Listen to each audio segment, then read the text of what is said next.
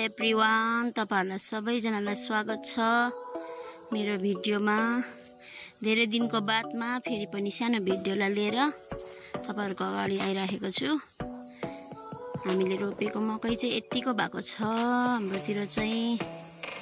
हेर्नुहोस् तपाईहरुकोतिर कतिको भयो, कति ठाउँ त सुकी पनि सक्यो होला, कति ठाउँ त मसिनै होला है लेकतिर। हाम्रोतिर चाहिँ यतिको हुँदैछ। राम्रो छ योपालि पनि। सँगसँगै बाँदरबाट जोगाउनु पनि साह्रो परिरहेको छ। ड्युटी नै यसकै छ हो। भेन्डीहरू पनि फल्न थालेको छ। यस्तो हुँदैछ हाम्रोतिर चाहिँ।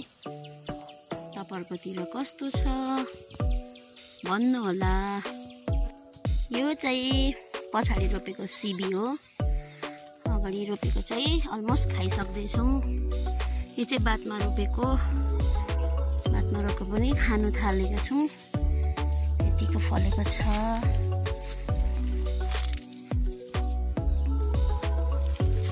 राम्रो फलाइ चाहिँ छ यतिको।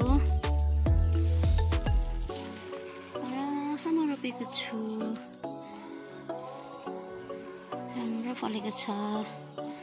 अनि यहाँ मैले स्ट्रबेरीको बिरुवा लिइराखेको छु। अब यो पनि रोप्छु म। राम्रो भयो भने तपाईहरुलाई देखाउँछु यसको पनि म बादमा। यो चाहिँ मेरो सेकेन्डमा रोपेको सिबी।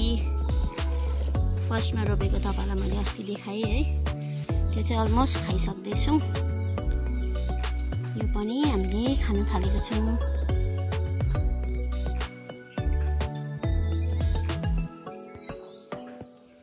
यस्तो किरा आउँछ यो सिबीतिर चाहिँ नि।